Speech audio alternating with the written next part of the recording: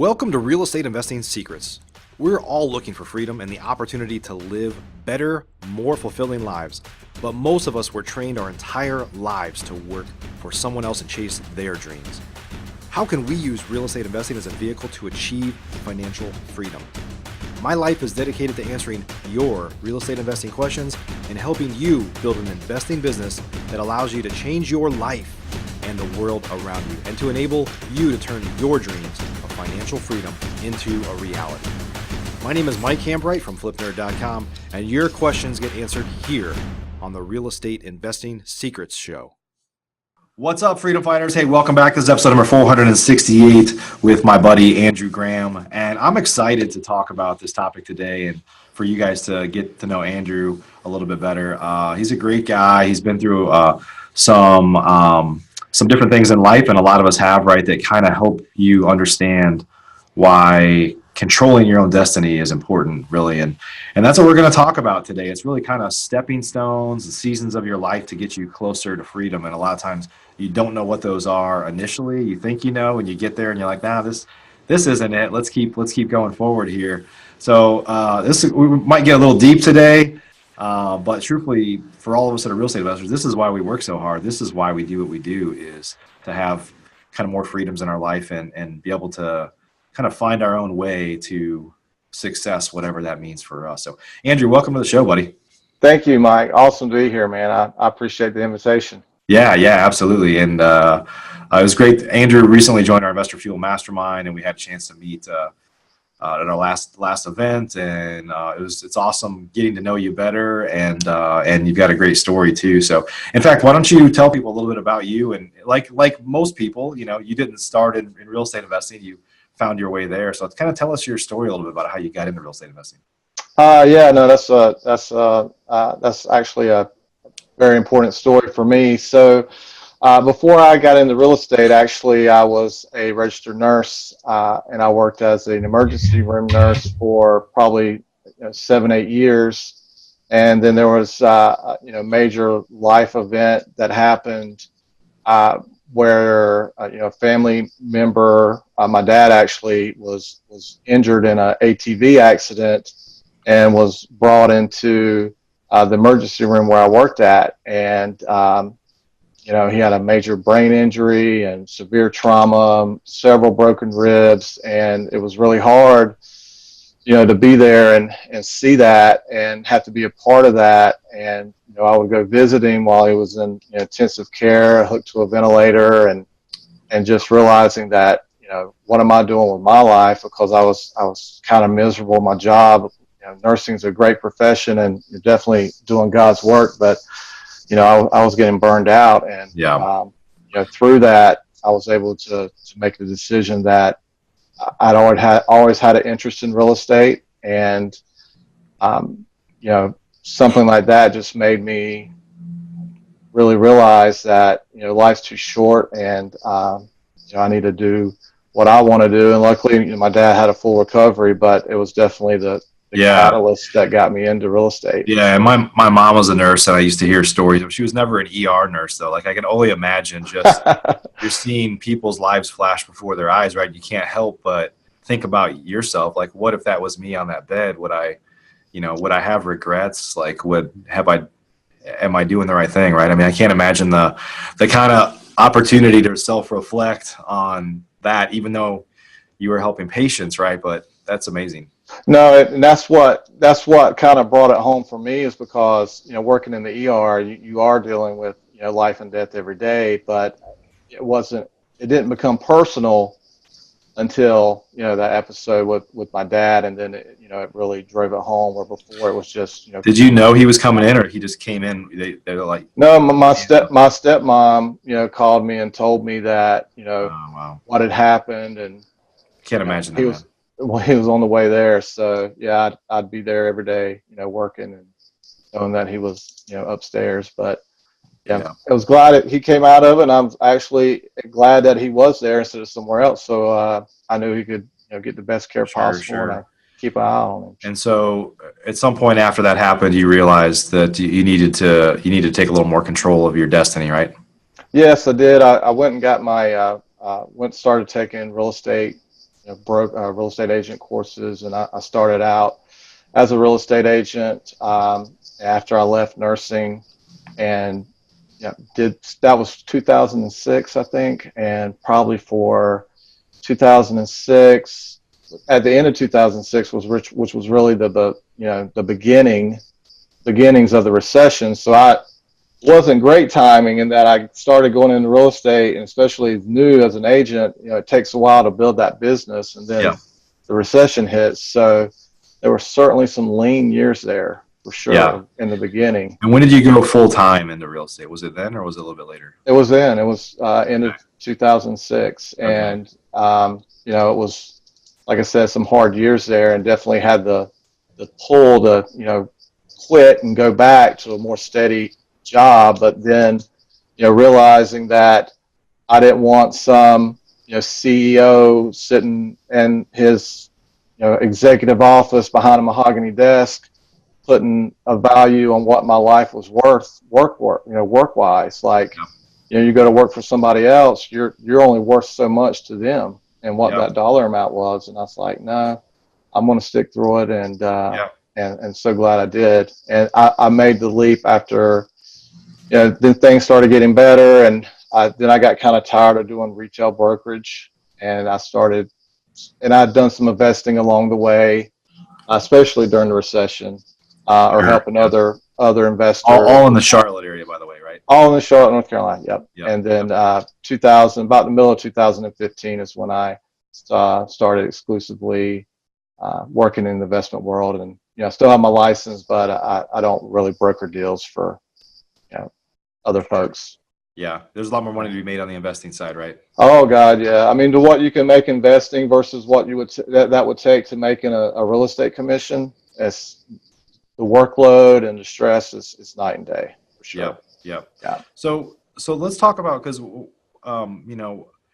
you're on this journey to freedom, whatever that might mean for you, and I want people that are listening to be thinking of what is their kind of path, and I think sometimes people get hung up on going from, we have coaching students and that come into our program and stuff, and sometimes people are making, let's just hypothetically say somebody's making 50,000 a year. I'm like, what's your goal for next year? They're like, man, I need to make $1 million. Like, well, that's not the next stepping stone. They're like, let's offset your income first, right? And then Right. there. And so what happens is, I think sometimes, and because of social media, because of Flip This House and shows on HGTV, people they go from where they're at, and their goal seems so far off that they can't get there. And I feel like people give up too early, and it's because they set the goal too high. Now, you should stretch yourself for goals, but if you're going to end up quitting because you can't see a path there, then that's not good. And so we try to help people like, hey, let's set some intermediate goals here,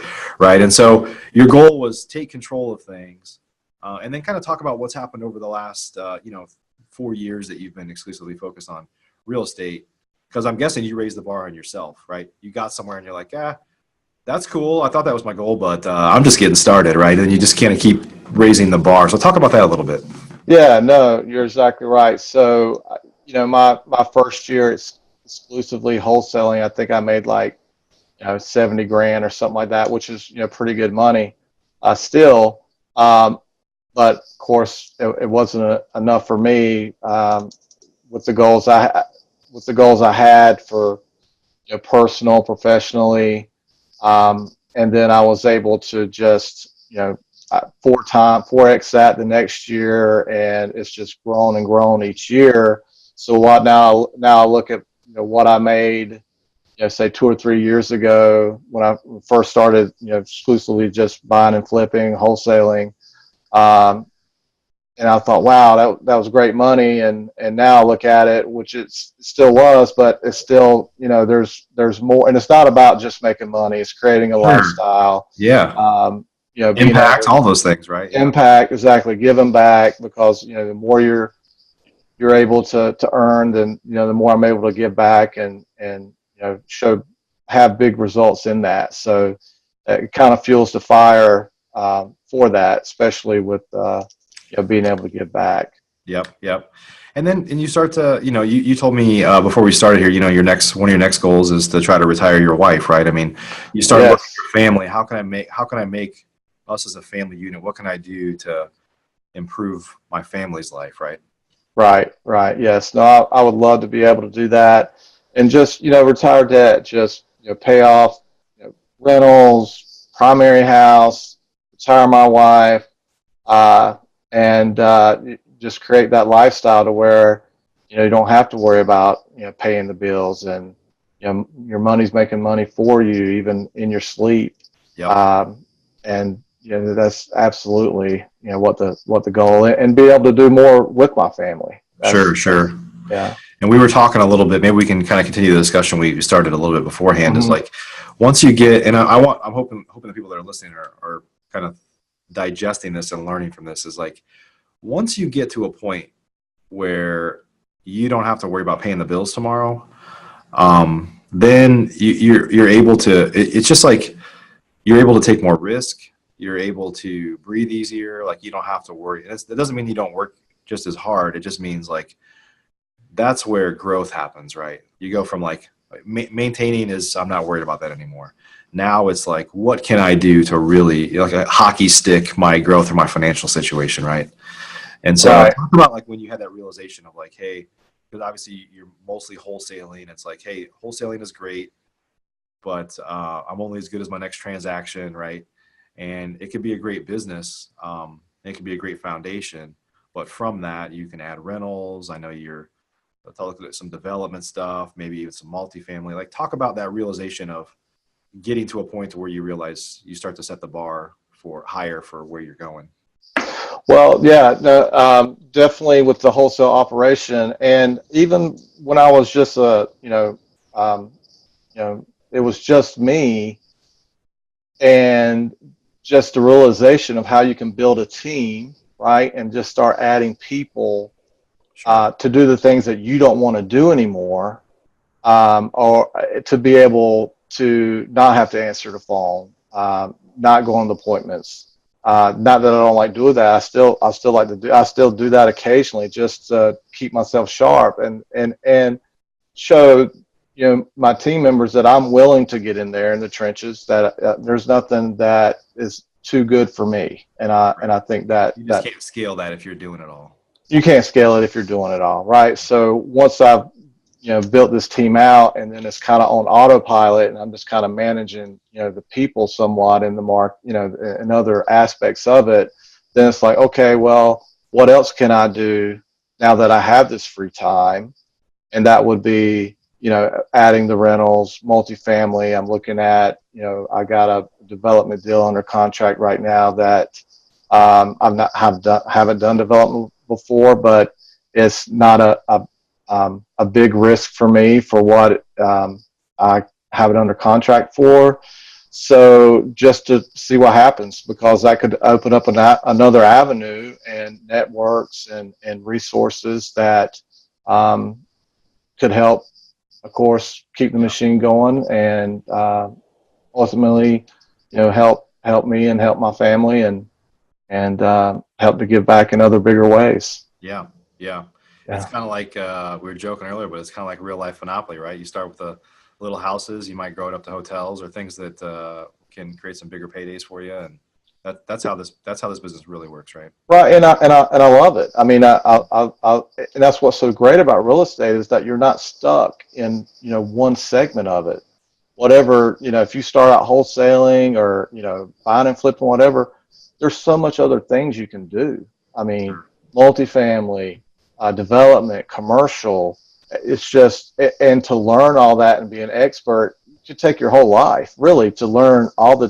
You just can't learn it all, and that's even what I've told my team members. It's like, what you're going to learn here is going to be different from what you learned when you were, working wherever you were before, because you can't necessarily take that skill set from where you were working at a job before and do something for yourself with it, right? You Right. can't, but here in real estate, if you want to do a deal, like, get involved, I'm all for that, right? Because you'll be able to, no matter what you do, what you learn here, when you leave, you can still use those skills that you learn here in order to do something for yourself and your family. Yeah, absolutely. It's transferable. It's kind It's of transferable. multi-generational. Like you can teach your kids. I mean, a lot of us, my I came from a very blue collar family, and they didn't have any, hard work ethic, being a good character, things like that transfer down. But like skill set that I could use for something else, there was no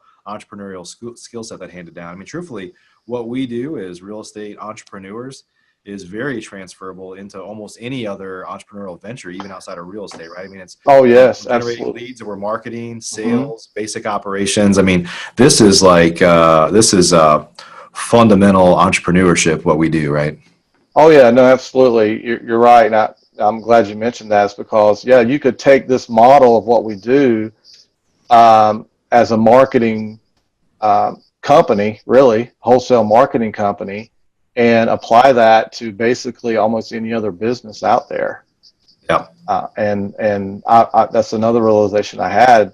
Not that I want to do it, but if you wanted to go out and sell widgets or whatever, bicycles, I mean, once you have that formula of how that marketing machine works, you can just plug and play and fit that into almost any Yeah. other business model. Yeah. Even if your kids grow up and they're like, that real estate thing, I don't really want to do it. Well, they want to do some other business. You're going to have these conversations with them like, well, how are you going to find customers? Right, Where are you going to get right. your leads? Where are you going to get your leads at? You're going to need funding for this. How are you going to raise that money? I mean, it's so transferable to other things. It's amazing. I feel honestly, my son's 11, and I'm excited for him. I try to, interestingly enough, this is totally coincidental. He doesn't really express a lot of interest in our business. He just wants to play video games. So, but this morning I drive him to school and I popped in a podcast, and he's like, "Oh," like he doesn't want to listen to that. Yeah. And it was about a guy that went from single family to multifamily investing, and he's like, "Dad, what's the difference between investing in apartments and houses?" And he's like, "Well, how much does an average apartment rent for?" I could see the wheels kind of turning there. Hmm. And I was like, "Oh, well." So I dropped him off. I was like, "Well, tomorrow we're going to listen to another one." Because I want that for him. We all want Absolutely. better for our kids, right? And I think we know that ultimately they should feel armed to be they may not want to do their own thing, and that's okay, but at least they can. I never knew that was an option when I was growing up. Truthfully, I had to find my way there, but yeah. And Very that's how we true. do this, right? Like we want better lives for the generations behind us, right? Yes, and even friends, it's hard to even explain it sometimes to friends and colleagues that because you're not taught that in school, Right. and you basically have to go find somebody to teach you that, or because otherwise, when I've talked to them about it, they look at me like I'm crazy sometimes. Some Yeah. people, but other people get it. It's just um, you know, it's definitely something that once you learn it, the the uh, the possibilities are endless for Yeah. sure. If you wouldn't mind, would you share?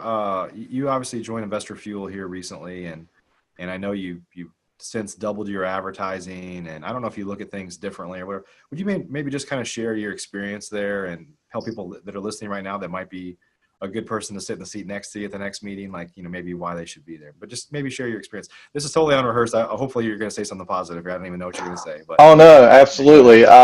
Joining Investor Fuel was absolutely a great thing that I did just for like-minded individuals that are doing it at a high level, um, where people just check their egos at the door, which is a big thing for me as well. It's great to do. I have an issue sometimes with what they call real estate gurus, and there's nothing wrong with driving fancy cars and flying in private jets and etc. But sometimes I feel like that instead, for other people looking at that creates a gulf instead of a bridge. And with investor fuel, it's a bridge, right? Instead of having this, um, I guess what you could say, this image of something that could be unattainable for most people, because well, I could never have that like kind of lifestyle. But so this is more real world and down to earth, and people that are doing amazing things and doing very well for themselves. But you don't see them with Rolexes and driving $300,000 cars. And if that's your thing, that is completely okay. But I think it helps bring other people in to say, hey, you can still have a great lifestyle and but not have to show off. Well, Right. not show off, but Right. you know what I mean. You might have those things, but you don't have to flash them to make sure. You don't have to flash them. And then I Yeah. think other people that are thinking about getting into real estate, I think sometimes that could turn them off, like because they think they can't accomplish something like that. Yeah. So Yeah. you guys help build that bridge instead of sometimes I think of golf that other folks might get Sure. a bad impression. Yeah. One of our core beliefs and values in Investor Fuel and in all my businesses is sharing, giving, right? And you probably felt that culture there. We try to get people to pull out of them, like sharing their knowledge, being open to sharing their knowledge with the group. How did you? I don't know what you thought when you came in. How did it maybe change and maybe open you up to be willing to kind of share more and get more involved or more hands-on with other members than maybe you thought you would happen there? I don't know if you had a different experience than what you thought coming in.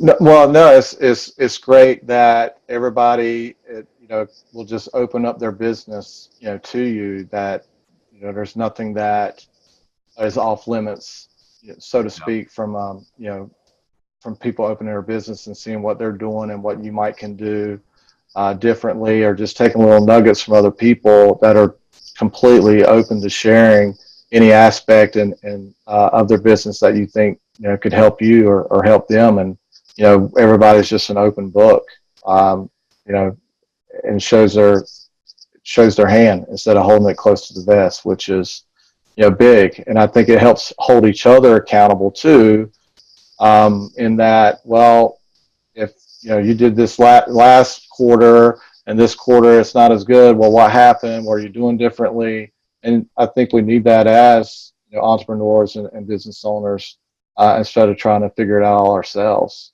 Having another fresh set of eyes to be able to look at your business and maybe some things that you can do and to help that. And everybody helps each other in that regard. Awesome. Thanks for sharing. Yeah. So, what advice would you give, Andrew, to people that are listening right now that are new and they're, what happens sometimes is you kind of said this interesting analogy of creating a gulf versus a bridge to help somebody achieve their goals. And I think sometimes people, like we talked about earlier, they like, I want this, but it seems so far off. Kind of along the lines of what we talked about here on the show today. What advice would you give somebody about how to, I tell some of our students, so like, man, don't worry about A to Z, like get from A to B, maybe start thinking about C, but like, don't get so far ahead of yourself, because it's easy to give up when you're like, it seems unattainable. What advice do you give to people to like think about this in terms of stepping stones to their path to freedom? I would think you definitely got to have resilience. You got to be persistent. I mean, you got to be persistent, because it's easy to give up in this business, because you do have ups and downs and obstacles, and I think this is any small business really, that there's going to be times where you're going to want to quit, do something else. I've definitely had those thoughts before, but I know why I'm doing it. So I think first is figuring out why you want to do it.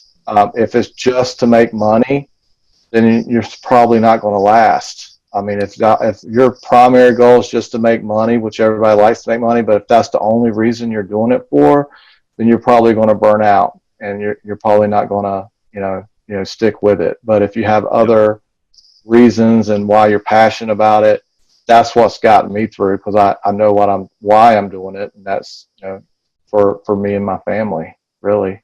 Absolutely. Anything. That's the driving factor. Yeah, that's awesome. And if you don't have a family, it's okay. You're doing it for yourself to help better yourself. But you just have to be resilient and persistent. And in the beginning, my first deal was knocking on a door.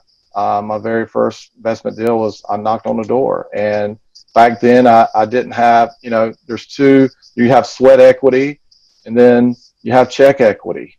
So back then it was sweat equity. I was knocking on doors, going to the foreclosure, sales, writing my own bandit signs, putting them out with very small budget, and it's, just staying persistent and consistent and not giving up. And eventually you'll get to a point where then you're doing check equity, where you're just writing checks, Right. and it just gets done. Yeah. So, It's like a stair step, right? We always talk about that. It's like you get up to 1 or 2 a month, then that you can bring on an admin, get to 3, right. you can bring on an acquisitions manager. It's hard to see that vision of like, I can't just go build a team and have an office and all this stuff unless you're independently wealthy up front. It's like you got to hustle in the beginning a lot more than you're probably going to have to hustle. It doesn't mean that you won't always work hard, but it's just a different kind of work, right? Hopefully you get more to being a business owner than a job owner, right? Right. And I guess the other thing it was probably that I did that I shouldn't have, and definitely don't recommend at all. It's like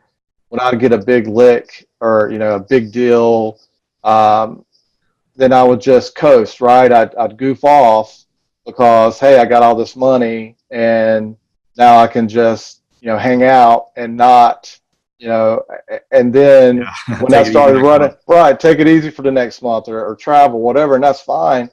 But when I would do that, and then you'd have to get back on the horse and go make more money. Well, you've already lost all that momentum. So if you make that big chunk of money that month, and you decide to take the month off, well, God bless you for that. But then you've lost a month, right? So it's going to take you even longer to get back to where you're consistently, bringing that kind of money in. And that was probably one of my definitely downfalls early on was, I'd make a big chunk of money and then I'd goof off for a month, right? And then I had to get back, and then it just takes so much more to get your momentum back. So, and that's one of the benefits of growing and having a team, right? Is like, yes, even if you want to goof off a little bit here and there, you want to go travel for a couple of weeks, the machine's still working while you're away. Yes, that definitely is. And but you gotta, but like you said, you gotta stair step it. So, hey, hindsight's 2020. I'm 43 now, and I see some guys in our groups, and they're like mid-20s, late 20s. I'm like, gosh, I wish I would have, been that. I wish I would have, been that disciplined or then, but now. But hey, can't saw sawdust, right? That's how life works. That's right. right. That's right. Yeah. So yeah, Andrew. Hey, if folks wanted to connect with you or learn more about you or something, where would they go? I'll just tell them to reach out to me on Facebook. Okay. Andrew Graham, Davidson, North Carolina, which is right outside of Charlotte. Hit me up on Facebook. Cool. We'll add a link down in the show notes. Yeah, absolutely. Awesome. Awesome. Well, thanks for sharing your story and some lessons today. I think there's some great nuggets in here for people that are listening about how to just get out of the gate and, like you said, have that resilience to just kind of keep working hard and persistence to kind of keep moving forward and not give up, because it's harder earlier on. It never gets easy, but it gets easier, right? It gets easier, and it's like you said, it is harder early on. But if you stick with it, because I guess from a universal standpoint, you're going to have just the universe fighting you on that, and you just got to get through that before you see the other side, because it's not going to be easy. And until you decide that you're going to push through, then life will stop pushing back and say, hey, let's get out of this guy's way. All right. Yep. It's the fact of the matter is, it's human nature for your mind to trick you into staying safe, right? It kind of goes back to prehistoric days. Don't go walk around outside of the cave because a dinosaur might eat you, right? Now it's like your mind might convince you to just stay in bed because driving in a car is dangerous, or whatever. It's like, but that's not fun, and that's not a life worth living, right? So you have to like mentally condition yourself to keep pushing forward, even if you all of a sudden you build this amazing business. It's like, and then go compare yourself to Elon Musk or Jeff Bezos or something. You're like, I'm like a peanut. It's like, right. Not that you have to be any of those people, but it inspires me. It's like, man, I've built something awesome here, but this is nothing compared to what can be attained. And it's just, at some point, it just becomes a game, right? As long as you enjoy what you're doing. So, Right. And then it goes back to what we spoke of earlier. If you wanted to do that, you know how to do it in the sense of, hey, I got to sell something before anything else happens. right. Right. And then I got operations, and then I got, financial. And that's basically the backbone to any business. And once learn that, you can pretty much enter that into any It's format. just a matter of scale at that point, right? Scale, right? Yeah. How big do you want to grow it? I mean, Yeah. how big do you want it and that this is your lifestyle decision. So, Yep. Absolutely. Awesome. Well, Andrew, thanks again for sharing your story with us. We definitely appreciate it. Oh, thank you, Mike. I appreciate you, bud. Yeah, awesome. Everybody, hey, this is episode number 468 with Andrew Graham. For those of you that have subscribed and left positive reviews on the podcast, whether it's on iTunes, Stitcher, Google Play, YouTube, anywhere where we syndicate our content out, or even, of course, just watching it on Flip Nerd, we appreciate it. And if you haven't done that yet, if you could subscribe and give us some love, we sure appreciate it. 468 episodes. We're going to keep them coming at you. So we'll see you guys on the next one. Until then, keep on fighting for freedom. See you on the next show. Thanks for listening to today's show. There are 3 ways I can help you start or grow your real estate investing business. If you're a new investor and just getting started, the Flip Nerd Investor Coaching Program is the most effective program in America. I've been coaching and mentoring new real estate investors for 10 years, and my students have literally purchased thousands and thousands of properties. Many of them started with little to no experience at all. Our program is a paint-by-numbers program where we tell you exactly what to do week by week to make sure that you don't get distracted on your way to results. We show you how to build a real business, not just create another job for yourself. New memberships are limited. You can learn more and apply or schedule a call with me and my team at flipnerd.com/coaching. If you're an experienced investor doing a minimum of 10 deals a year, up to 500 deals a year or more, or have a multi-million-dollar real estate portfolio already, you should check out our powerful Investor Fuel Real Estate Investor Mastermind. Over 100 of the nation's leading real estate investors are members, and it's not uncommon for our members to 2 to 5x their business just from getting around other members at Investor Fuel. At Investor Fuel, each of us are business advisors to one another's businesses, but we don't stop at business. We focus heavily on becoming better people and living fuller lives. If you're looking for fuel for your business or fuel for your life, please check out investorfuel.com. Applications and interviews are required, as most investors are not a fit for our community. Please learn more at investorfuel.com. If you're not ready for coaching or masterminds but eager to start learning more about investing, please join our private Facebook group by visiting flipnerd.com/Facebook. New members get access to free training from us right here at flipnerd.com, and it's a community to safely ask your questions, a great place to get started. Simply go to flipnerd.com/Facebook to request your access today.